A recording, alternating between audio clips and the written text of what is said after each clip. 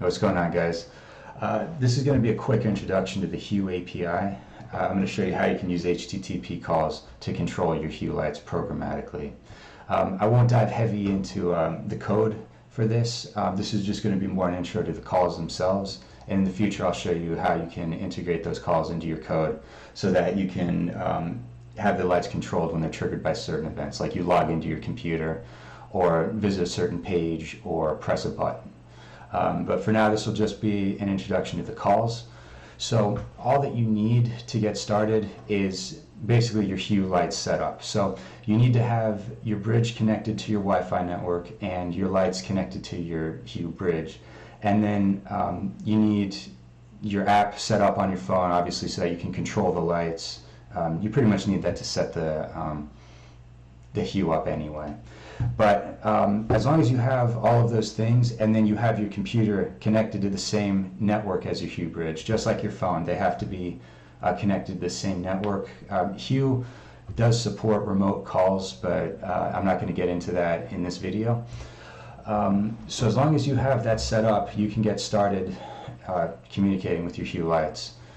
Now, the Hue lights are set up using the Zigbee protocol, which means that you have one bridge on your home network, and then that bridge communicates with all the lights through its own communication channel. So all of our calls are going to be addressed just to the Hue bridge, and then the bridge will communicate with the lights. So the first thing that we need to do is find the IP address of that Hue bridge. And you can use network discovery devices to find all of the devices that are connected to your home network, but the easiest way to find the address is through the app. So you can go into settings, find your Hue bridge. Usually you'll have only one, but you might have more. And then just press on the I button for the information for that, that bridge. And then there you have it. You have your IP address. And for me, it's 192.168.1.75. And usually the first three parts of the IP address will look like that, 192.168.1.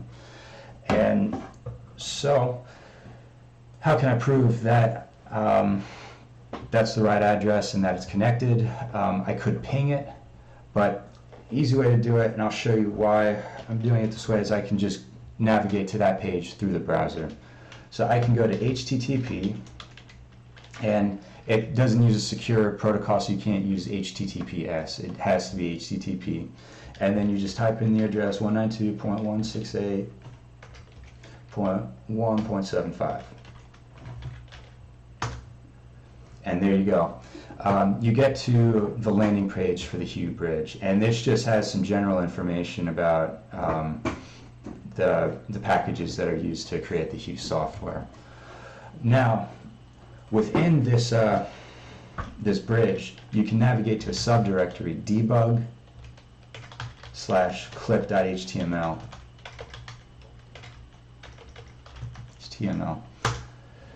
And this is a useful page. This is kind of like a stripped down version of Postman, if you've ever used that before.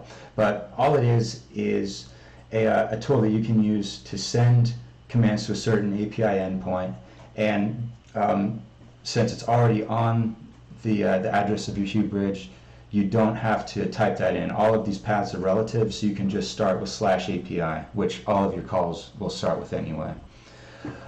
So you can specify URL endpoint, and then you can put, post, or delete your requests. And if you're using put, post, or delete, you can send a message body. All of your message bodies in the Hue API will be JSON formatted, and then you can get a text response, and again, all the responses will also be in JSON. And if you're not familiar with HTTP requests, GET requests are used to retrieve information, PUT requests are used to update existing entities, POST requests are used to add new entities, and then obviously delete is used to delete entities. So the first thing that we want to do is authenticate ourselves as authorized users. Basically, if somebody else has access to your network, like a neighbor or something, or there's an app on your computer that wants to control your lights without your permission, If they didn't have an authentication step, they could find the device through any network discovery tool and then just start sending you commands and start controlling your lights, flickering them on and off, and really just mess with you. So the way that Hue verifies that you're an authorized user who should be sending commands to the API is by asking you to prove that you have physical access to the device. The way they do that is they have you send a post request with the body device type, and then you can use any string for your device type. Basically, it's going to be just an identifier that as long as you recognize it, it will work fine.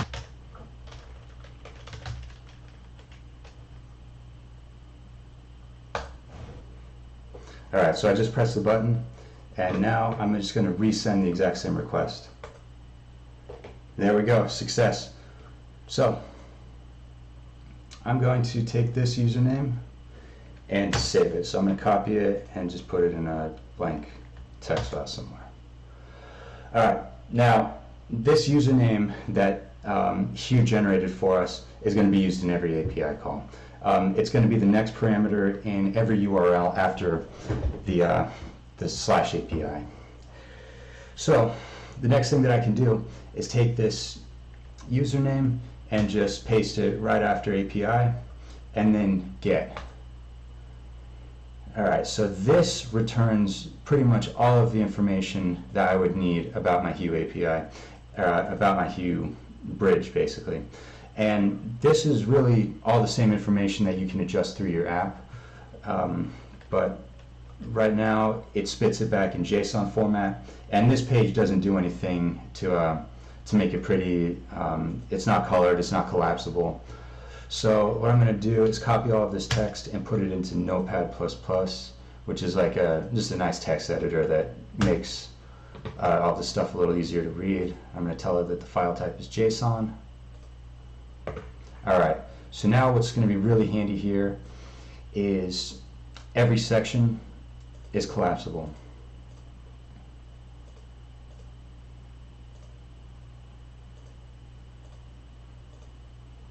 Alright, so now you can see how the response is divided up. You have your lights, which are your individual light bulbs or light strips. You have your groups, which are the same as rooms in your app, so you'll have like a living room, an office, whatever. Config is information about your bridge. So there you have your IP address. If you scroll a little farther down, under whitelist, you have all of the authorized users. As you can see, I've done this quite a couple of times, so there are multiple users who are authorized to send commands to this bridge.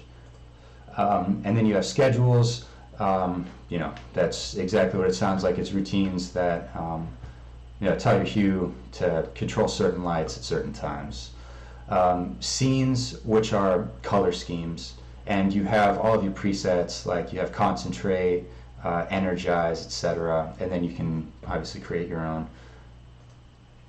Rules, so these are basically events,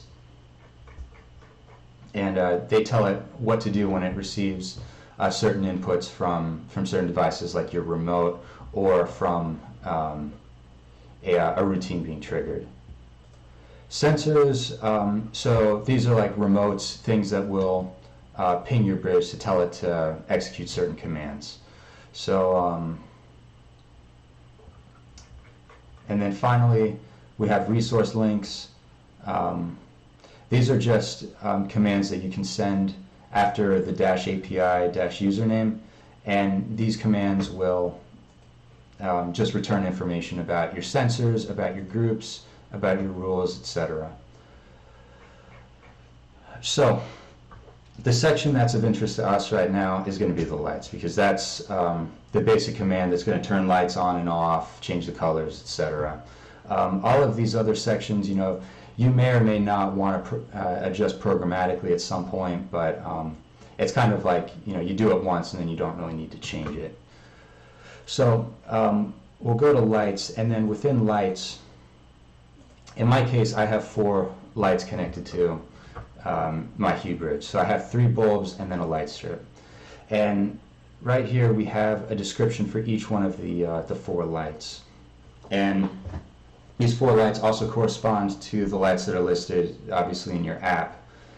But they're each referred to with an ID, just 1, 2, 3, or 4. To find out which light that actually corresponds to, you'll open it up and you'll find a lot of properties. State is its current state. Is it on or off? What color is it showing? What brightness is it using, etc. And then if you keep going down, you'll get to name. And in this case, it's Hue Color Lamp 1. And that'll be exactly the same display name that you see when you look up your list of lights in your Hue app. So this is our Color Lamp 1. The light that I'm interested in changing is my Hue light strip, which you can see right here. So I'm going to keep expanding these until I get to one that's named Hue light strip. So this is Hue Color Lamp 2. And there it is. Hue light strip plus 1. Alright, so 3 is the ID that I'm going to use when I'm referring to this light. It's just a randomly assigned ID that that Hue gives it, I guess just based on the order in which I add it. So from here on out, when I adjust this light, I'm going to refer to it as light number 3. So I would like to know a little bit more about light number 3. So right now, I like this color scheme, and I want to be able to automatically change it to this color scheme in the future whenever I have some event that triggers the API call. So to find out a little more about that light, really this will give me all of the same information as what I just found, but it's more limited. So I'm going to go to lights after the same API username string. I'm going to go to lights, and then which light number do I want to look up? I want to look up light number 3. That's our Hue light strip. And then I'm just going to use a GET request because I'm just retrieving information. And here we go. We have all the information about this particular light. There's the name, Hue light strip plus 1. And then what we're really interested in order to adjust the color scheme is this state object. So within the state object, you have a few attributes. You have on, you have brightness, hue, saturation, effect, X and Y. Not really sure what that's used for, and you have some other less useful piece of information. So what we care about is on, brightness, hue, and saturation. There are some other attributes like this effect. You can change this to color loop, and that's going to set your light to just loop through all of the hues that it has available. It'll go from like red to purple to blue to green, but we won't focus on that right now. Let's just say that we want to turn the light strip on into a certain color or off. We'll specify whether we want it on or off, and then what brightness, hue, and saturation we want it changed to using this state object. So right now, the current level of brightness is 166. So brightness is going to be specified with 1 byte. So the maximum value is 255. And right now it's at 166. So it's like 60% brightness. Hue is going to be referred to with 2 bytes. And so the max value is 65,000, whatever 256 squared minus 1 is. And then saturation, that's going to be also 1 byte. So the max value is 255. If you're not familiar with the hue saturation value color scheme, hue is basically whether it's red, blue, or green, it's sort of its location on a color wheel. So if you open up the Hue app, you'll be able to specify your colors on a wheel. The angle, like 12 o'clock, 3 o'clock, 6 o'clock, that will specify your hue, and that will specify whether the color is red or green or bluish green or bluish reddish purple, whatever. The saturation is the richness of the color. So at 255, it's at 100% saturation, and at 0, it's just white. So as you decrease your saturation, the color gets less rich and more washed out, basically more white. And then obviously brightness, that's the intensity of the light strip. At 255, it's at its brightest setting, and at 0, it's completely off. So if we want to turn the light on, let's say first we want to turn the light off. So the first thing that we're going to do is record all this information because we want to be able to return to this state in the future. So I'm just going to put it in a new document here and then save that for later. Let's say that I want to turn it off now. I'm going to just append this URL actually, and I'm going to enter state. All right, and then I'm going to create a JSON body. And the only attribute that I'm interested in altering is the on attribute. Right now it's true. I want to change that to false. So all of the other parameters in here are optional. I can specify only the attribute on, and I can change its value to false. And then because I'm updating an existing entity, I'm going to use a put command. So I'm going to send it. There we go. I just turned the lights off. Now, I want to turn them back on. I can change this again from false to true, and it's going to return to exactly the state that it was in before. So same color, same brightness, same hue, etc. So I'm going to put it again, and there we go. It's back to exactly where it was. Now, let's say that I go into the app and I adjust the color through the app. So I'll go back to find my Hue Light Strip Plus, and I'm going to move it around and change it to, I don't know, a deep green. So now, if I want to try to get back to the exact settings that I had before, the same like the blue color that I had, I can fill out additional information in this state object. I don't even need to include the on variable anymore because the light's already on. But I'm going to separate the attributes with a comma. I'm going to name the next one bright. I didn't change the brightness, but we should specify that the brightness value is 166. In the future, in a little bit, I'll change that too and just show you how you can dim the lights. Hue is going to be that same value, which was 46592. And then finally, we'll do the saturation, and that's going to be 226. All right, so let's put that. Look at that. It's right back to exactly where it was before. Now, I can make minor adjustments from here. I can turn the brightness down to, I don't know, 10. Or I can go all the way to the max, 255. Same with the saturation. If I want these lights to be a little bit whiter, I can change the saturation value to 50.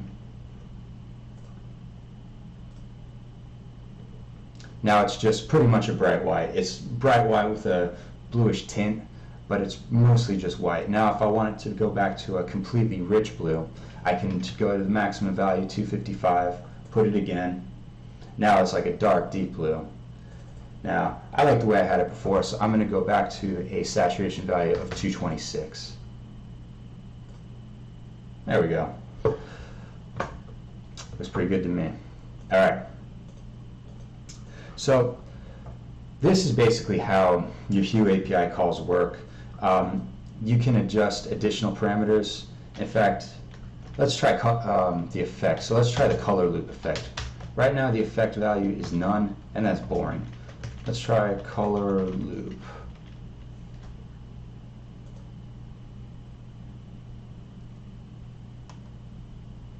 I need a comma. Look at that.